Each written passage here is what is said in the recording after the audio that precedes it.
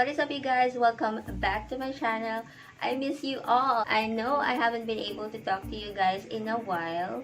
The past weeks were crazy AF. Christmas season isn't the best time for most of us. It brings out the worst and sadness. I think it's the hardest time of the year. But hey, let's all be thankful that we're alive and blessed by God. And like what I'm always saying, love yourself. Stay away from toxic and negative people. Those people who are bringing you down, stay away from them. And I recommend that you do things that will make you happy. Mental health is very important. You have no one to depend on but yourself at the end of the day. Nawalan kasi ako ng connection and then nagkasakit pa ako. I got fever, cold, cough, migraine, allergic rhinitis. But we are so back. I am so excited for the year 2020. Let me greet you first a happy new year. So let me see those beautiful goals in the comment below. Oh, I forgot to show you guys. I have a new set of nails. I got blue nails. Dude, they are so dope. Take a look. I feel confident when I have beautiful nails. I don't know, I feel naked when I don't have them glam nails. Today, I have a very special video for you all. Nagkulay kasi ako ng hair, of course. New year, new decade, new hair, new nails, ano pa, lahat new. So yun, ipapakita ko sa inyo kung paano ako nagko-color ng hair. And ang ginamit ko lang dito, 2 products only, and 60 pesos lang yung nagastos ko dito. I'm sure, very excited na kayo makita to. So, if you wanna see how I color my hair, and if you wanna know what products yung mga ginamit ko, keep on watching. Today, I'll be showing you how I color my hair using 2 products only. Ito yung sinasabi ko sa inyo na ginagamit ko for almost 10 years na. Very affordable and safe to use. Products na ginagamit ko, 60 pesos lang siya. Hair coloring cream and then oxidizing lotion. I used to go to the salon para lang magpa-color treatment and it's very expensive and kailangan mo pang bumalik sa kanila every 4 months kasi nga mabilis sumaba yung hair. So, magkakaroon dito ng black ulit. So, kailangan mong ipa-touch up sa kanila yon. So, ang kailangan natin, ito, hair coloring cream and then the oxidizing lotion. Yung lalagyan niya and then the comb, gloves, and yung pang-cover natin sa hair later after natin magkulay ng hair. The brand is called Ayesha. This is the hair coloring cream and then this is the oxidizing lotion. Yung oxidizing lotion, kailangan 12% siya. This is 833 which is intense, very light gold yellow. Ayan, nandito nakalagay yung instructions niya about the oxidizing lotion. It says here, you have to use 6% kapag when you are covering gray hair with basic color. And then, you have to use 9% of oxidizing for fashion color. And then, you have to use, eto nga, 12% oxidizing lotion for blonded color. Since may color na yung hair ko, it is recommended to do a patch test 48 hours before coloring your hair.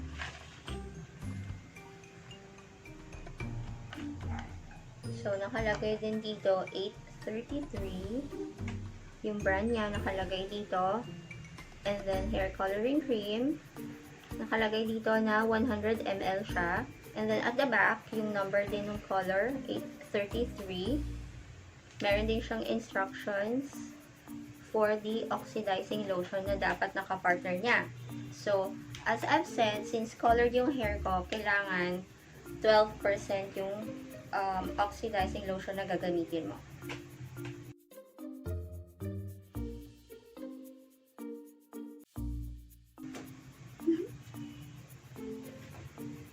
So, magsusot lang ako ng old clothes na hindi ko na siya ginagamit para hindi tayo malagyan ng hair coloring products.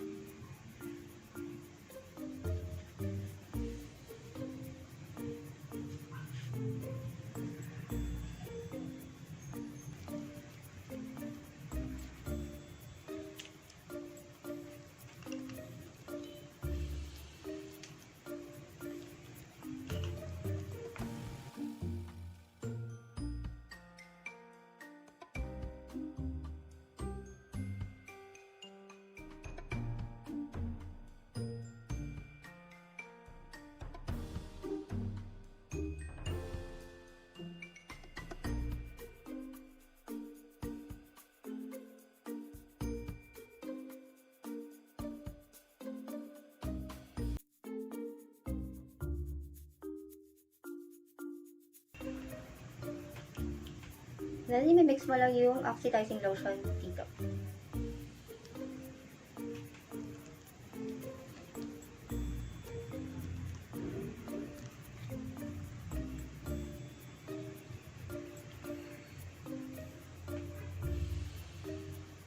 Another tip para hindi mag-stain yung color sa skin mo, naglalagay ako nitong Pond's cold cream.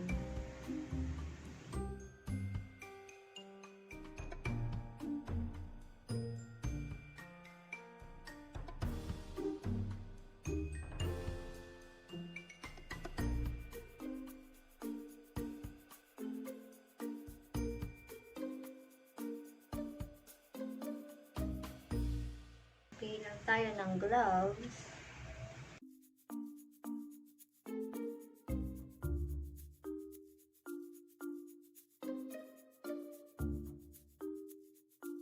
Ayan na siya. After mong mahalo. Siguro mga 1 minute mo siya haluin.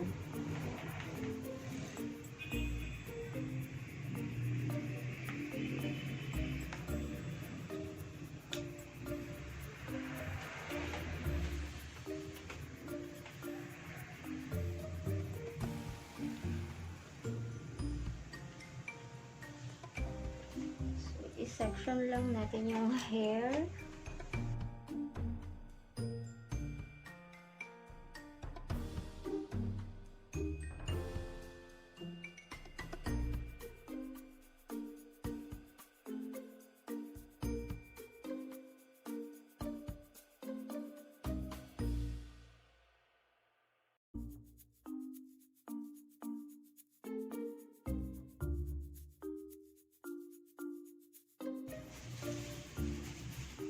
Kuha ka lang ng konting hair. Then, same procedure.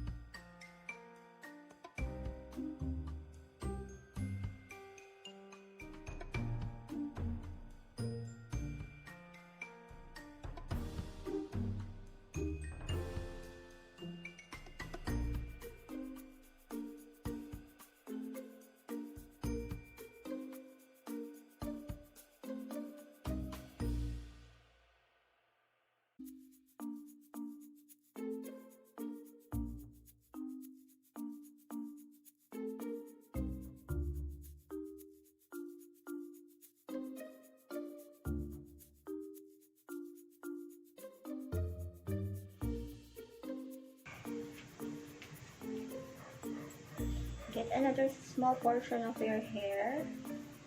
Tapos, gawin mo lang ulit.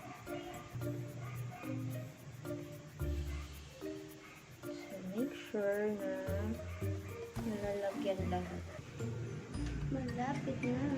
Unti na lang.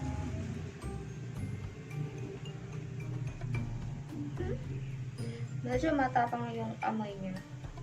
Well, kaya naman.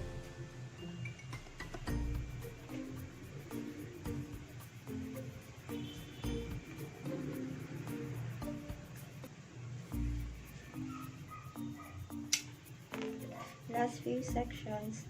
Sa iba, pagka gumagamit sila ng ganitong hair color treatment, sa iba, mahapdi yung sa scalp.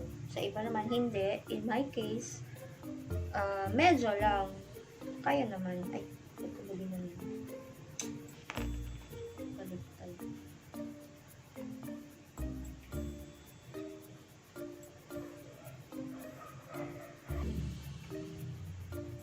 Careful din kayo pag malapit sa eyes. Medyo mahapdi siya. Make sure lahat na landaanan ay nalalagyan. So, in-apply ko lang yung rest of the products sa lahat ng hair ko. And while I'm massaging it, medyo may kate. Makati siya sa scalp. Kung i-rate ko yung kate niya, 4 out of 10. 10 yung pinaka-makati ah. So, 4 lang siya.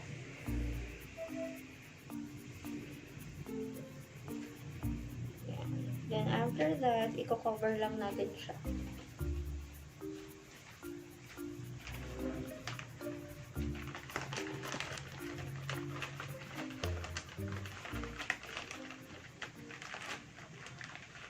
One hour later. So, naka 1 hour na, and nabanlawan ko na siya. Regular shampoo and conditioner lang yung ginamit ko. And, let's see. So, patutuyuin ko lang to. And, ayusin natin. Straight natin or curl. Hindi ko pa alam. Patuyuin lang natin. And I'll be back later.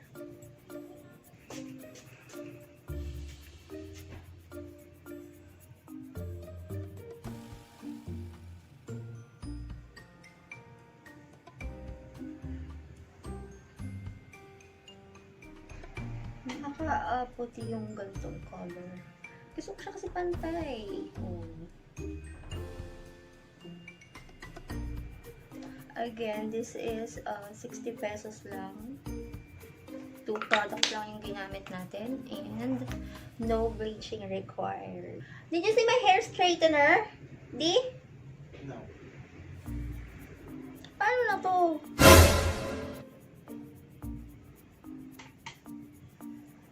Ano ba ayusin yung hair ko?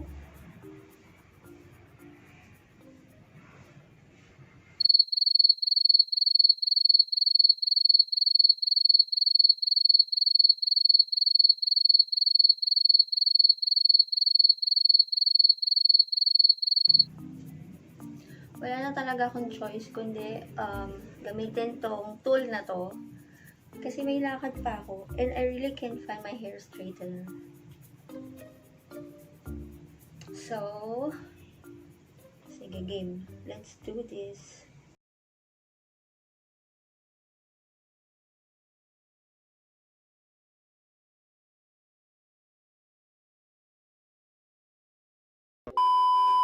So, this is the result. Sobrang soft.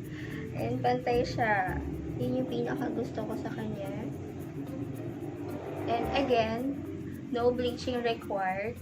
Magla-light pa yung color niya over time. So, makikita niyo yan sa mga next videos natin. That's it for today's video. If you enjoyed this video, give a thumbs up and don't forget to comment, like, share, and subscribe if you haven't. And as always, post notification shoutouts will be on the screen right now.